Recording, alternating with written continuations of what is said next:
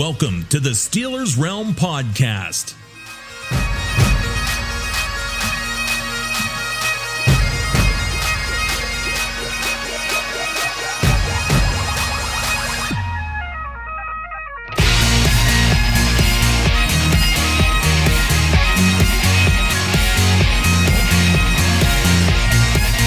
And now, here are the boys of Steelers Realm.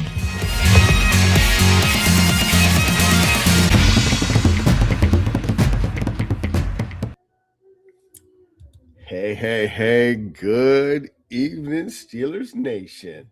Hope everybody's doing a wonderful day. Coming out of the second week of free agent frenzy. We're going to keep it short tonight because I'm sure most of you now are into March Madness, but we do have a little bit of Steelers news. Also, I want to go ahead and I want to give a special shout out to JT's daughter who turned 18. He will not be with us tonight. Instead, you are blessed with me and the producer as Freight Train is somewhere off the rails and Lord only knows where. Producer, how the hell are you doing today, buddy? And he's gone just like that. So without further ado, I'm just going to go ahead and carry the show tonight. Hey, man, if you guys ain't been paying attention, we are off to a great start right now when it comes to our free agency and the con man, because we just ended up picking up another DT. And by now you already know who that is, which is Sebastian Joseph-Day. 2 years, $11 million deal. He is a massive run stuffing depth to the interior. You know, he's not going to come with big stats. Last year, he had 33 combined tackles, 3 sacks, and 11 quarterback hits. But what he does do is he eats up bodies.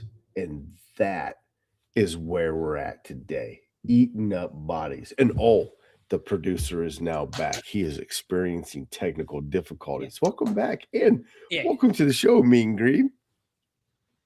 Are you there, producer? I'm ready to get up some bodies. I'm not sure why internet cuts out as soon as I start the stream, but I'm hoping I can do better. You're hoping you can do better. All right. If anybody's looking for a good producer, I've got one for sale, and we'll see if we can't make you a great deal on FaceTime. Hey, I was just talking about Joseph-Day, man. Big defensive tackle that we just signed. He's a big boy? He's a big boy. Well, he's about 6'4". I mean, he's played around the league for a while. What I like about him, man, is he started with the Rams. He's got a Super Bowl ring, and he actually has played every position on the line, including being taught by no other than Pittsburgh's own Aaron Donald when he came into the league. And that's the theme I'm seeing this year with our free agencies right now. We are getting back to our roots. We have brought home quite a few Pittsburgh natives. Have you noticed that, producer? Yeah. You got to bring them in. They're natives. They know the Steelers culture. They know we want to win, and they're ready to win with us, right?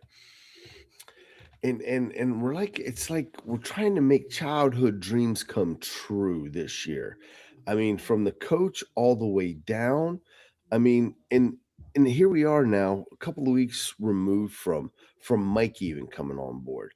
And we still get reports coming out about what a great coach Mike is.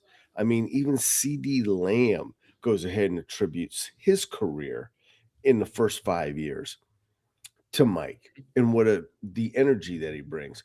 Now, when I see Mike, I don't think of energy. Do you? Maybe. Is that a yes? Is that a no, or just a giggle? Which one is it? I'm going to say yes. Why not? He's bringing energy this week. We're bringing energy. I might need energy. Bringing energy.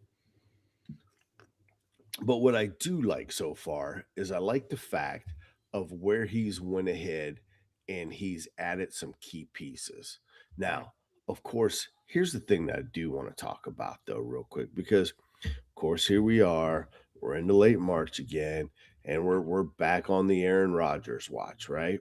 And who's going to be our quarterback. But before we get into that, I just want to run down the remaining Steelers list and also what also came out on why we didn't get Kenneth Gainwell back. Did you happen to see that? No, I did not. So evidently, Kenneth Gainwell, the Steelers were not his first choice last year. What? He wanted to go to Tampa last year, and Tampa wouldn't pull the trigger, which is why he signed This year? kind. Mm-hmm. That's probably the reason he's not a Steeler this year. Mm-hmm. But there's a couple, man, that I am kind of curious about. I'm kind of curious why we didn't bring back Duggar yet. He's still available out there.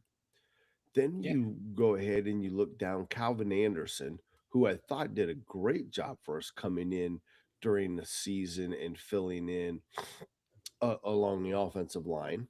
Mm-hmm. Isaiah Loudermilk, I'm sorry. I think we're all done with that experiment, right? we gave the kid time. He didn't do anything. Andreas Pete, though, I thought he did pretty decent coming in and filling in late in the year. Yeah. I mean, whether it's Anderson or Andres Pete, I mean, you can never have too many good offensive linemen. So I would love to bring him back, especially for depth, because right now, Broderick, it's kind of a question mark. He's like coming off a weird neck injury, so we'd love to bring him back. Yeah, and I think that's still going to have to be determined yet, because I got a feeling his injury might be a little bit more than what's being let on at this point in time. Mm-hmm. Yeah, I'm wishing him all the best. I'm hoping for speedy recovery, but those neck injuries, you never know about them. You're absolutely right. And I'm almost wondering, too, if they look at maybe potentially moving him into the guard position and maybe just have him as a big body, because we have definitely seemed to be getting bigger and bigger on both offense and defense with some of our acquisitions. And then that leaves us to like Chuck Clark, Scotty Miller, Trey Flowers, and how about Marquez Valdez-Scantling? I mean, do you think these guys come back? I mean, I'm pretty sure the Steelers might be their only choice at this point. It's possible. It's possible. Mm-hmm. But I'm just not sure if anybody picks them up. Yeah. I mean, these guys, I mean, I think most of them were on our practice squad or they are late season pickups because nobody wants to sign them, coming out of camp, and we had a chance to bring them in because they weren't on any other team. And the only other one really on the list, I mean, Jabril Peppers, I think he lost a step. He was okay for a fill-in and a relaxing point, but I don't think he really did anything spectacular for us last year. I mean, Skylar Thompson, number 4 QB. I think the Steelers go to look for another number 4. He may be back. I mean, Waitman signed with the 49ers, so we know he's not coming back. There's not going to be another camp battle between him and our Aussie because, of course, Cameron, I think, will probably get it this year unless we get somebody in the draft. And then basically that kind of leads us with Jeremiah Moon. I was kind of surprised he hasn't gone somewhere yet.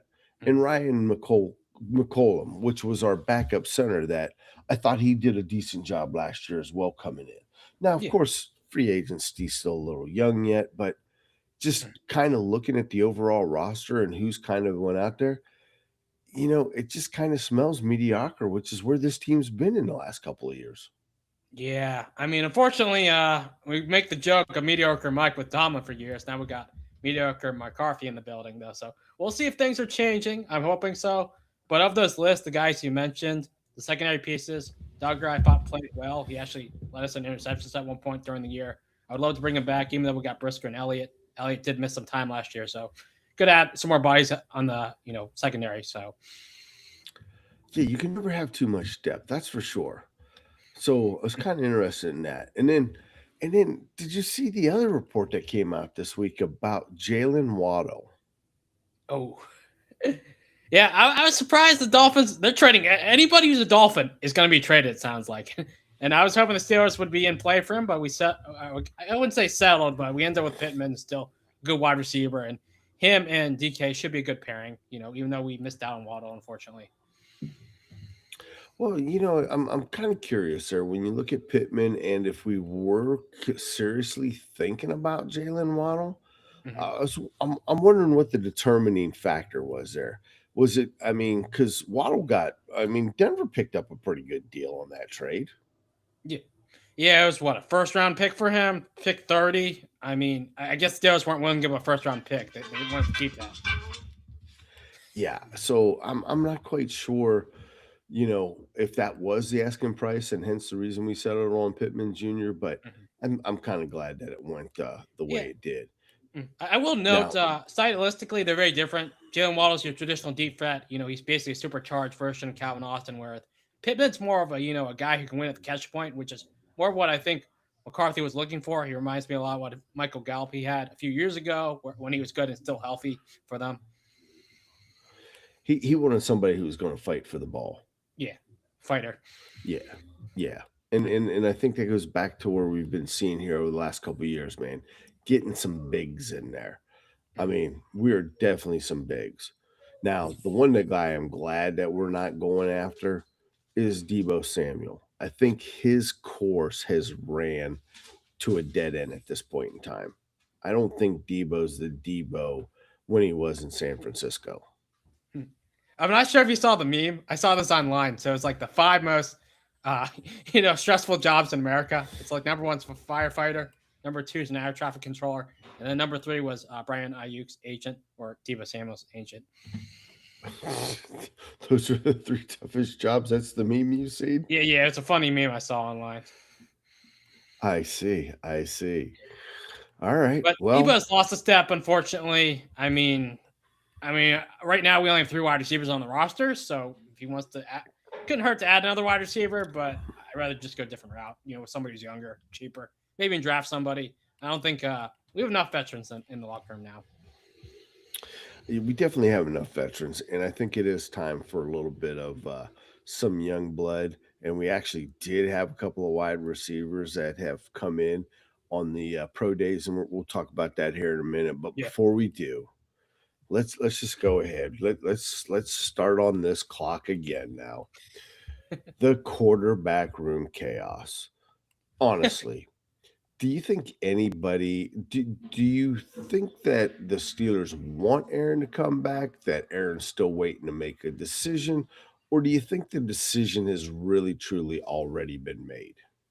I'm going to say the same thing I said last year, where the decision's already been made. It was just really a matter of Rodgers didn't really want to play. It was like OTAs or training camp. He just didn't want to be there. He just wanted to skip it because he doesn't have to be there, and he doesn't want to be there because it's mandatory. He doesn't want to look bad either, though, so he just waits to sign until after that. So I think the deal's probably done. They're just waiting until after that, usually. Well, and you know what? You do bring up a good point there, producer, because at 42 years old, does he really need to be there for OTAs? Does he need to be there during the mandatory camps, or is he just A-okay to come in during training camp at the start of it? I mean, let's face it, the one thing we pointed out last year about Aaron compared to the other 31 quarterbacks in the league, Aaron was the only quarterback I did not see wearing a playbook on his arm. Yeah. I mean, he's a really smart guy, and he's a guy who I trust. Let's say it's Sunday, the day of the game. Hey, Aaron, you think you can play today? Yeah, sure. Get in the game. I don't care if you're ready or not. Yeah, and he's probably going to do all right. I don't think that all of this talk about J.J. McCarthy, though, is – I just don't see why we would go pick up a J.J. McCarthy. I didn't like the kid coming out of Michigan, and I was surprised that the Vikings picked him up. But it's definitely something that everybody seems to be talking about at this point in time. Yeah, I remember McCarthy coming out of the draft. It was clear and obvious. He was on a really good team, that Michigan team led by Harbaugh that carried him to national championship. And coming out, pretty much replaced with Kyler Murray now at this point, I'm assuming. And, I don't think he's a guy who, unfortunately, he's not good enough in the NFL. We've seen it. He's had opportunities, and he just looked really, he's like the worst quarterback. He even looked worse than some of the Browns quarterbacks. And that. Or let me ask you this. Do you think his 1 year with Sam Darnold was enough for him to learn? And maybe that's why they're going with Kyle Murray, because they need a veteran presence for this kid to actually learn from?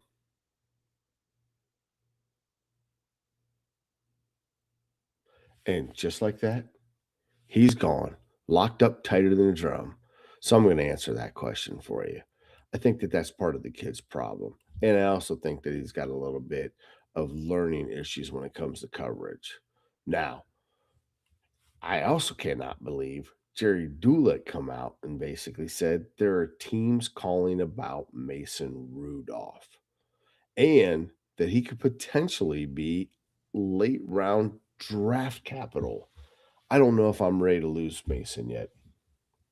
Oh, I mean, me neither. I mean, he seems to be good locker room presence. That's always good. And what are you paying him? Like cheap on the dollar. I mean, he's fine as a backup quarterback. He can come in, win 3 games. I mean, that's what you need from a backup. So I'm fine with him. Yeah, I think what I and the fans would like to see at this point in time is just stop this whole quarterback controversy thing. Who cares when Aaron gives his decision, doesn't give his decisions? I think either way we go, the Steelers have plan A and they have plan B, and they're okay with moving forward with either direction. Mm-hmm. Yeah, I mean, I also said this when they brought in Michael Pittman. He's exactly the type of wide receiver Rodgers would want. So that seemed very evident that. And also, we got Rodgers' coach, McCarthy. I mean, I'd be shocked if it's not Rodgers. Absolutely shocked. Yeah, I would too. I mean, I really think that they're wanting to see what they have in Will Howard. I do think that we will draft a quarterback this year, but I think it's going to be in the mid to late rounds. And there's a couple of names that keep popping up. But Yeah. as you know, as in true fashion that we're at right now, we're on the draft trail. I mean, pro days have begun. We've had some visits, and we've Mm-hmm. also have visited some pro days. Mm-hmm. We're talking about quarterbacks. One guy who is known in Pennsylvania, Drew Allar, 6'5", 243. He's got a bazooka arm, and he could potentially be a good mid-round development. I don't think, though, at the end of the day, he's starter material. I mean, I don't disagree with you. I think he's a guy. If you sit him behind Rodgers for 1 year and you can develop him that way, have him ready in a year, I think that's an ideal path for him, and he can develop because, as you mentioned, he has an arm like he throws it like Uncle Rico over the mountains. It's hard to find quarterbacks like that. It is, and you need those kind of quarterbacks, especially in the north, because the weather's a little bit iffy sometimes. If A you know little what I chilly mean. still. I need to be spring Yeah. already. Well, hey, it's around the corner. Don't let the weather this past week fool you, though. Okay. But the one guy that I'm kind of interested in seeing if they actually bring him in for a visit is Danny Dennis Sutton, edge, 6'5", 270 pounds. I mean, he is a big physical presence. And word is that they were looking at both of those guys in Penn State. Mhm. I mean, yeah, he's a great player. He's also a great special teamers as well. He's blocked actually several field goals, which I love about him too. Well, and that's the thing. I think in today's NFL, you need guys that can get in there and put a block on it. I mean, look, we've seen how well it was with oh man, why am I Ramsey Well, coming in yeah, off the edge last year. I remember Minko's really good at it. And Minka was good at it. You're absolutely right. I mean, you need those guys who can come in off the edge because let's face it, you're just talking seconds, from the time of the snap to the time it's kicked.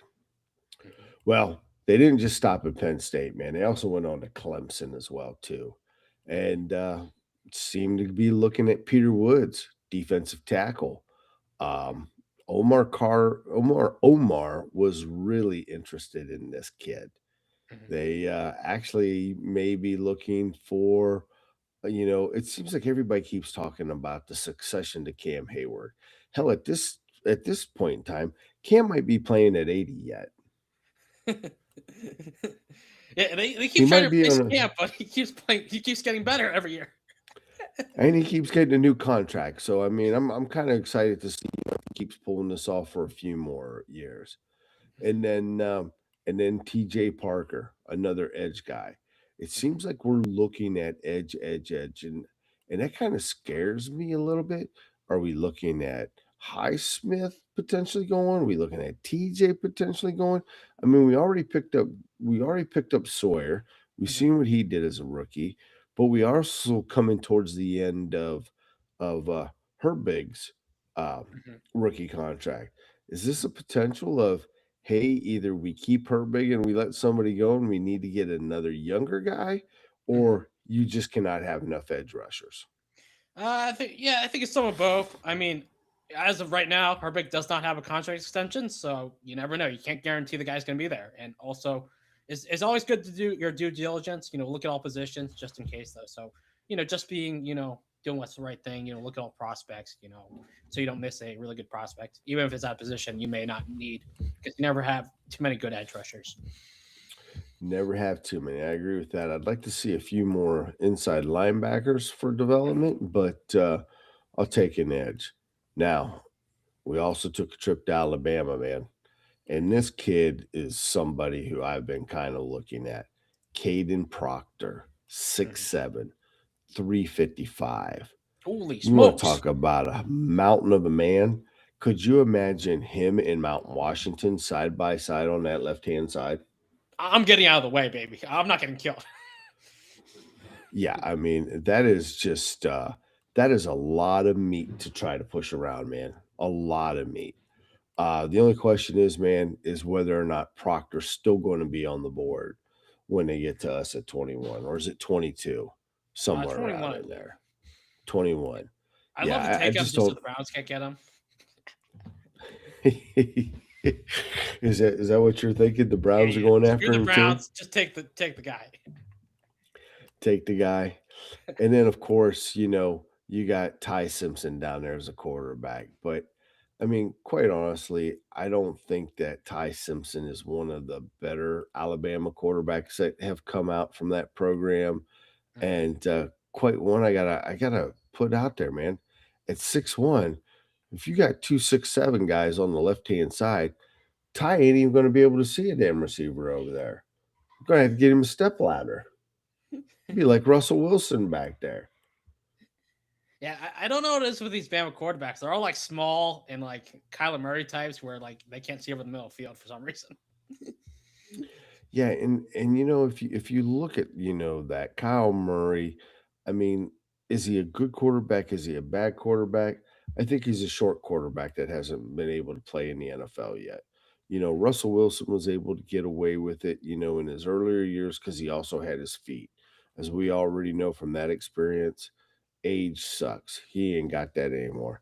I mean, the Drew Breeses of the world are just anomalies to be able to be that short. I think if you're not 6'3" and taller, I just don't think you can play quarterback in this league. Not with these guys that they're putting up there in the trenches nowadays. Yeah. I mean, that's the thing with quarterbacks. You want guys who are big, tall, and they can throw it a million miles. Yeah, and of course, if you can run a 4.1, in the 40, I mean that doesn't hurt either, right? Not bad. No, not bad at all. And then, of course, we've had some visits. Again, defensive linemen. And we said this kind of last week, man. I really think that this is going to be the year for the trenches. We brought in James Thompson, defensive line out of Illinois. Mhm. The guy's 6'5", 308 pounds, 32-inch arms. I mean, he fits the size and length and profile, that Khan or the Steelers are trying to go to in getting bigger. It seems like they're trying to follow a little bit of that Philadelphia mentality where, you know what, we just get some big athletic boys on the line. Who's going to push them around? Yeah. You can never have too many big, mean, mauling offensive or defensive linemen. No. And here's one that I found interesting. I don't think this counts against us, but they did bring in Kyle Lewis from Pitt. But I think because he's local, I think that's a Yeah. freebie. Yeah, freebie. Yeah, he's a freebie. But he did test really really well at the combine, and Mhm. again we're looking at bringing kids back home again. So that's a name to kind of keep an eye on. Yeah, what is Um, this, a homecoming special or something? It is. It's home. Look, we might have a homecoming ball, and we might be able to have Mrs. Tomlin go ahead and host it.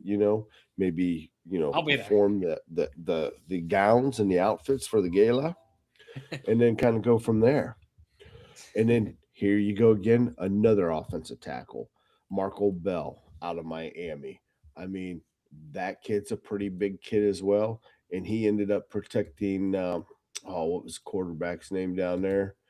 Because they got a little bit of a hard on for him too. He was a transfer last year.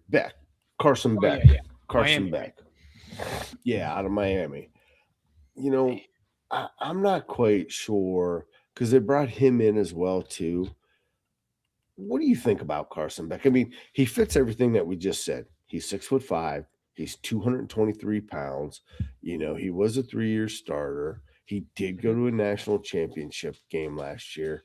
But when I look at him in the national championship game, and then I look at um, Oh, you Will mean Howard in Mendoza? the Or or no, oh, just looking at Will Howard when he yeah, went to the championship game, it just seemed to me that Beck was that mhm, moment, that situation was too big for the kid. yeah. It didn't I'm seem like he had the confidence to complete that. yeah. I'm not sure if you saw his final throw of the game. Let's just say it was not good. It was straight to the Indiana Hoosier defender. It looked like he was aiming for him, but that throw kind of scares me away from him. A bit though. But he did. When you choke under pressure like that, that does concern me. It's not to say other quarterbacks in this draft class don't either also crack under pressure, but I didn't like what I saw from him in that national championship game.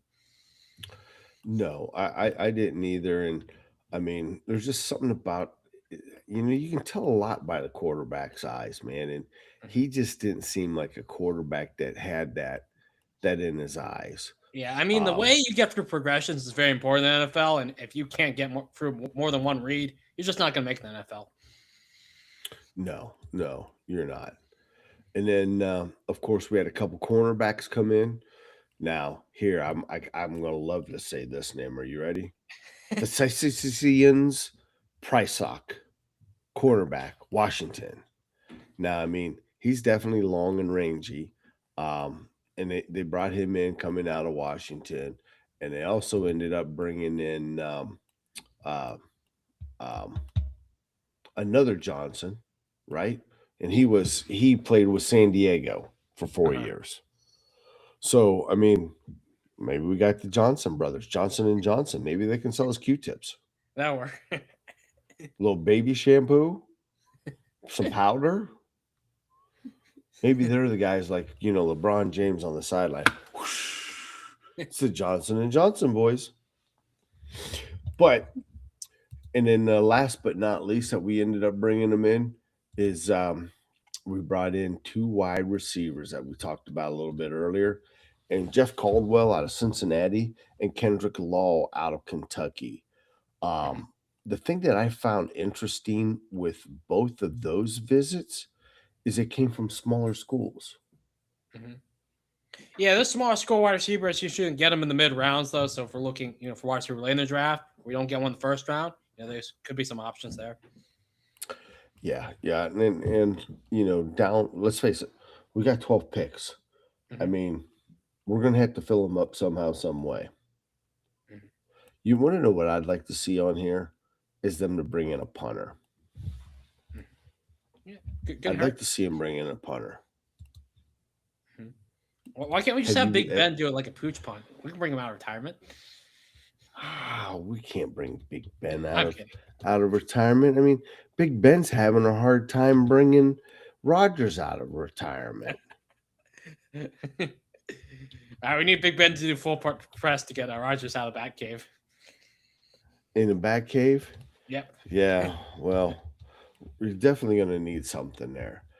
But I was kind of taking a look at the punters available, and I'm kind of hoping that we give Brett Thorson a look out of Georgia.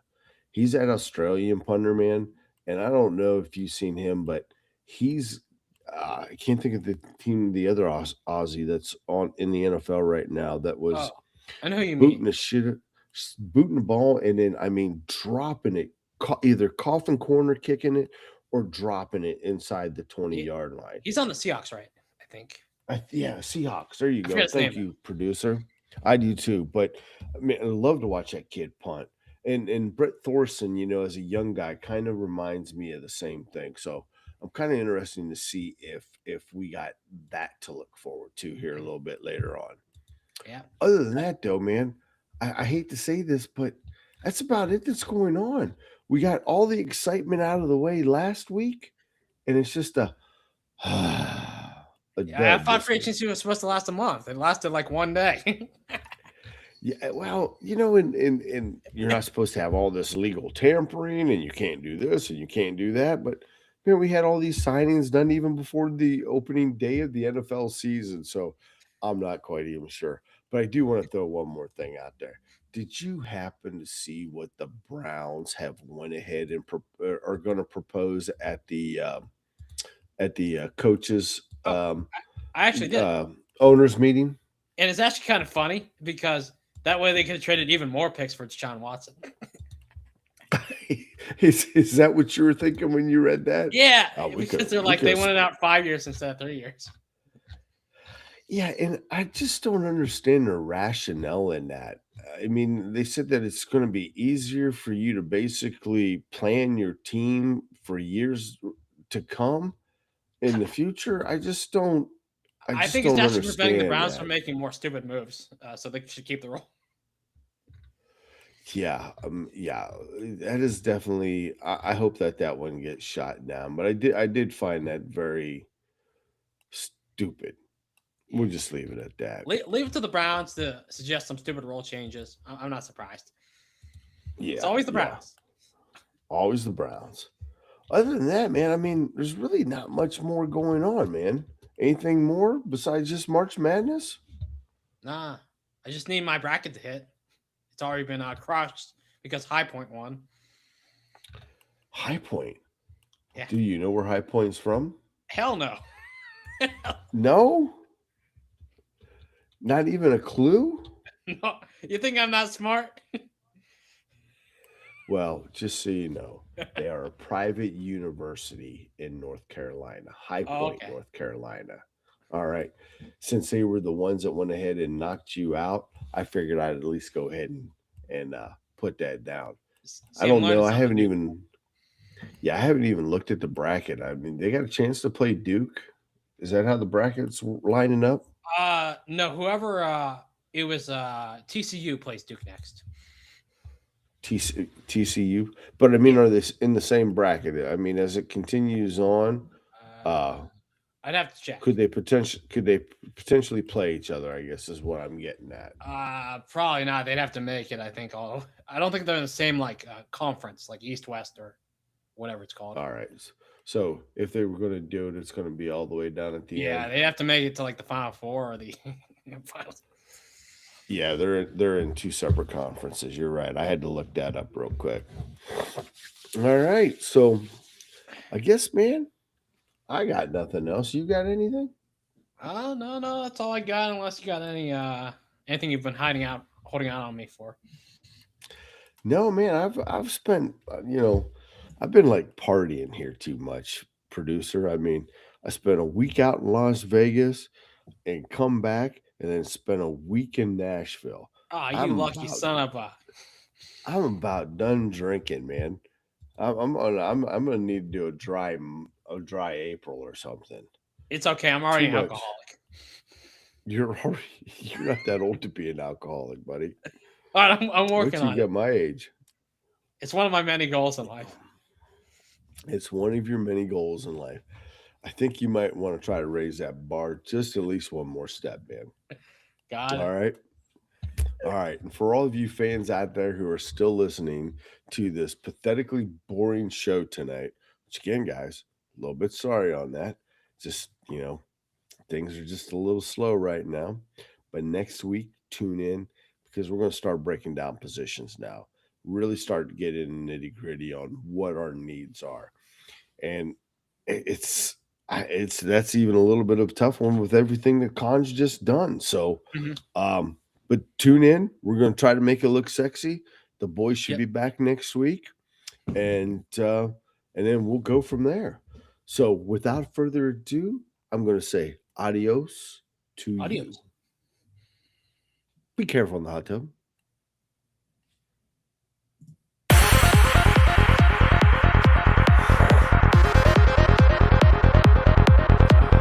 Check back next week into the Steelers realm